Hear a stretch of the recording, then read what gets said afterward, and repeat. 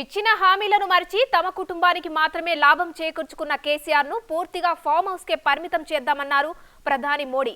తూప్రాన్ సభలో పాల్గొన్న ఆయన కేసీఆర్ తో పాటు కాంగ్రెస్ పార్టీపై తీవ్ర స్థాయిలో మండిపడ్డారు. రాష్ట్రంలో చేస్తున్న దోపిడీ సరిపోక జాతీయ రాజకీయాలంటూ కేసీఆర్ డ్రామాలు చేస్తున్నారన్న మోడీ ఉప ఎన్నికల్లో చూసింది ట్రైలర్ మాత్రమే అన్నారు. సినిమా ముందు ఉందంటూ వ్యాఖ్యానించగా జనాలు చప్పట్లతో ఆనందం వ్యక్తం చేశారు. మోడీ తన ప్రసంగంలో ఎక్కువగా తెలుగు పదాలను ఉపయోగించడం ప్రత్యేక ఆకర్షణగా నిలిచింది. एक ही संकल्प लेकर के आगे बढ़ रहा है। तेलंगाना में पहली बार बनेगी बीजेपी सरकार। तेलंगाना में पहली बार बनेगी मोदटी सारी तेलंगाना लो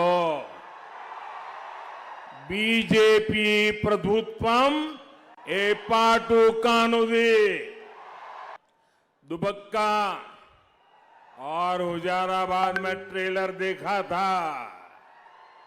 अब पूरे तेलंगाना में कमल खिलने वाला है। सकल जनुला सौभाग्य तेलंगाना के निर्माण का संकल्प सिर्फ और सिर्फ बीजेपी ही पूरा कर सकती है। ना कुटुंब सभ्युलारा, आज 26/11 को देश बहुत बड़ा आतंकी हमले का शिकार हुआ था।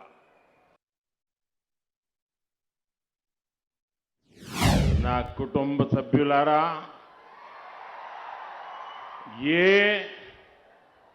तेलंगाना के सीएम ये इसे अपनी जागीर मानते हैं। केसीआर को आखिर दूसरी सीट पर चुनाव लड़ने की जरूरत क्यों पड़ी, वहां क्यों जाना पड़ा?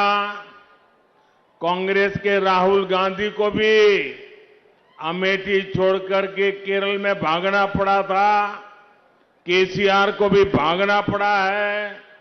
इसका एक बड़ा कारण बीजेपी के कद्दावर उम्मीदवार एटला राजेंद्र जी है और दूसरा कारण किसानों और गरीबों का गुस्सा है। भगवान मल्लिकार्जुन के नाम पर सिंचाई की परियोजना बनाई। जिन किसानों ने घर खोया, जमीन खोई, उनको केसीआर ने ना कुटुंब सभ्युलारा, कांग्रेस पार्टी हो या फिर बीआरएस, इन दोनों की पहचान भ्रष्टाचार, परिवारवाद और तुष्टीकरण और खराब कानून व्यवस्था, यही इन दोनों की पहचान है। इसलिए ये दोनों पार्टियां एक दूसरे की कार्बन कॉपी है और इसलिए मेरी बात याद रखिएगा, कांग्रेस केसीआर एक समान, दोनों से रहो सावधान।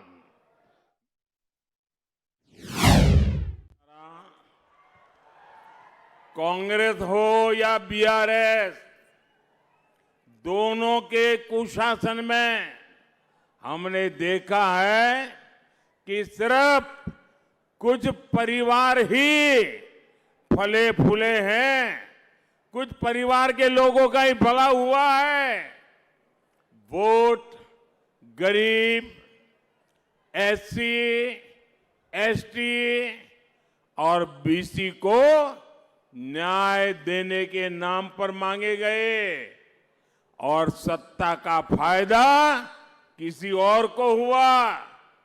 कांग्रेस ने इतने वर्षों तक आंध्र प्रदेश में सरकारें चलाई, लेकिन बीसी कम्युनिटी से कितने लोगों को सीएम बनाया?